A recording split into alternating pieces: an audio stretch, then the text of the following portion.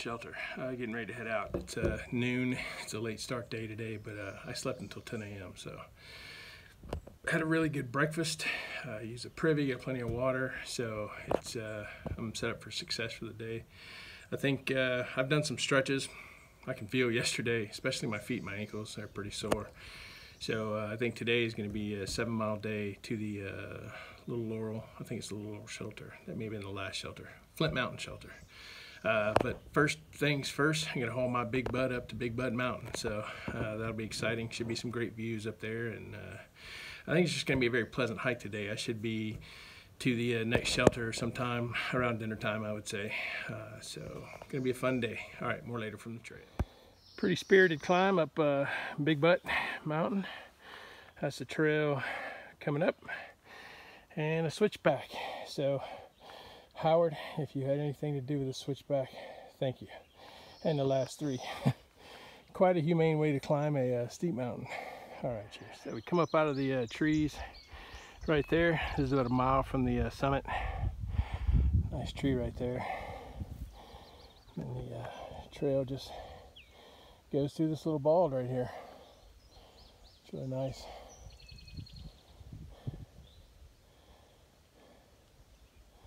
All right, just thought you'd enjoy the view. Once you get through the top side of this little bald, a little bit of a view out there. Beautiful. And it continues on for a little while more. And it keeps going.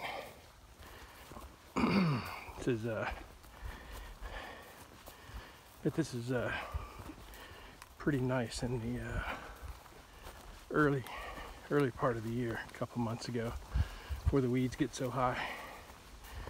But still a pretty cool walk.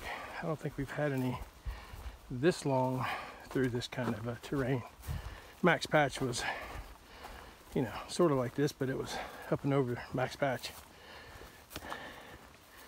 Yeah, this is neat. All right, back on the tracks this morning, or afternoon rather. I think that's probably a baby deer, if I had to guess.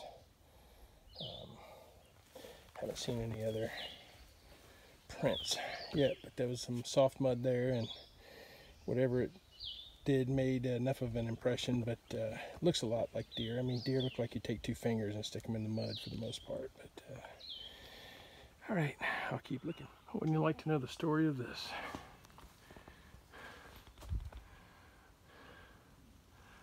Wow, just sitting up here at the top. And you can see right through. Pretty cool. We get another Howard that's memorialized up here. Ashes were scattered up here on says spot 4, 1988. He completed a through hike in 1968. I suppose that's April 1988. So very cool. Rest in peace, Mr. Bassett. Pretty nice spot right here. Little top of a little climb. Sorry. And we're going to go down that hill just a little bit, and I think we're about 0.2 or 0.3 from the top of Big Butt. So, all right. I'd like to think I'm one for not much complaining, but 2 steps past Mr. Bassett's stone there. It was just right in the middle of the trail. It's like, you can't miss that memorial stone there. It's like, how does somebody look at the, you know, resting place of another human being and think that it's a good idea to just throw trash on the ground? So, all right, I'm done complaining for now. Somebody left me a sign there. It's not too funny. So I guess that's a bad weather bypass, and the AT continues up to Big Butt, and it's 0.1 ahead. So found that kind of huge. So I think our other Mr. Howard, the engineering Mr. Howard, over here fooling around with rocks. Some interesting is once I walked past the Big Butt bypass sign, it went straight down, and then now we have this back up to the top, so kind of interesting. All right, this is level, and that's what we just came up. Rock scramble, all the way from way down there. What's funny to me, and this is where we're going up, is following this little clip. I'll show you the trail profile for this area right here.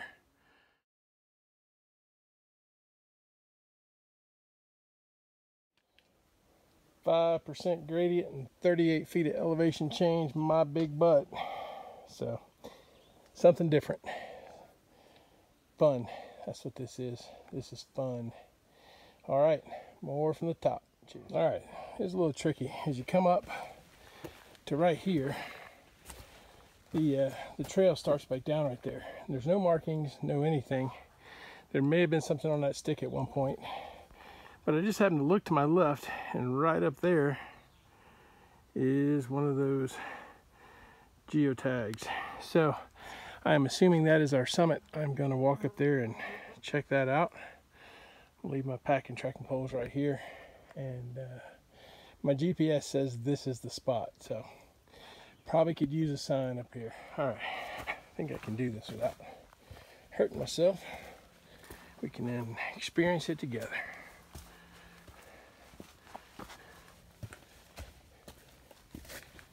Steep, very steep.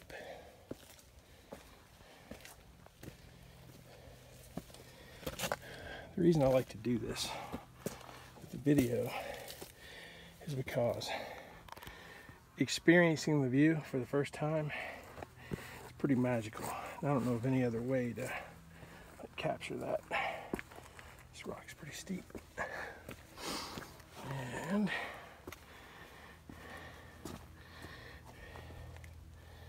that's what I saw from down there.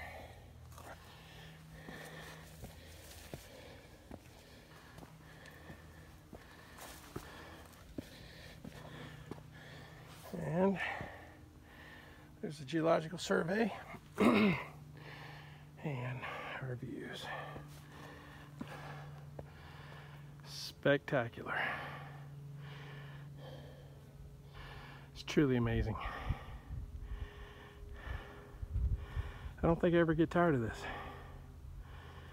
This is out to the west. All right, that was fun. Beautiful view. No signal up there, though. I would have thought we'd had some, but we're up at 4,800 feet, and I'm starting to think that the LTE is only good for about 4,500 feet. So,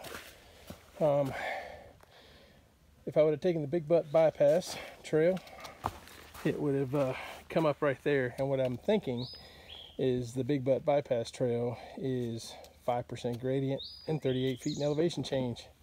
So I accepted the challenge of the other and enjoyed it. So the AT heads off that direction. We 4.8 to the shelter. I think it's mostly downhill, so unless I find something extremely interesting or my ADD kicks in, I will probably not film a whole lot till I get there. Cheers. I've tried to film a bumblebee since I've been out here. Pretty interesting. If he takes off, you can actually see that the downdraft that he creates moves the leaves. It's pretty impressive. That's the laziest one I've seen so far. They must continuously move. He's pretty cute though.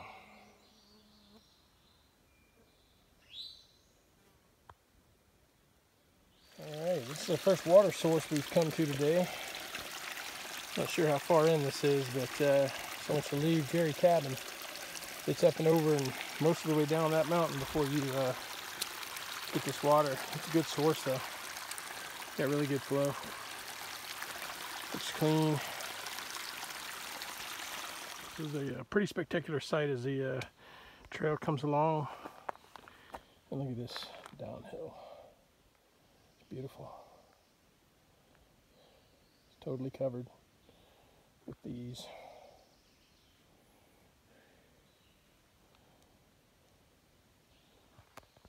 That's level. See how much of a drop off that is. But the trail's been really smooth and nice and really decent gradient on the way down. I think I'm about 2 miles from the shelter. I'm walking through and the plants are waving at me. Just kind of makes you feel like they're alive, which we all know they are. It's pretty cool. Heading up that way, and this little guy was waving at me. Cool. This is a pretty neat view. We were up there earlier, I think. Followed that ridge around and down because they've done a lot of switchbacks in the trail that have come back this way. So I'm just thinking that those might have been the ridges we were on. But nonetheless, it's been a beautiful hiking day. And I think I'm about a mile out from the shelter or so. Got an uphill left. And then that'll be it for the day. Made it to Flint Mountain Shelter. There's a lot of folks here. There's probably 7 or 8 through hikers and a couple of section hikers and a few in the shelter and whatnot. The shelter's right back there behind me. Really nice shelter.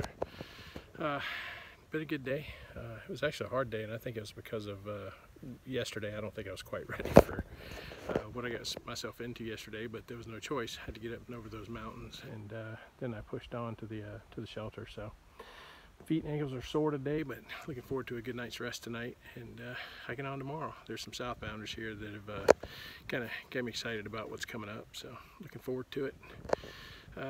All right. Hope everybody had a great day, and I will get videos uploaded as soon as I have a signal strong enough to do so.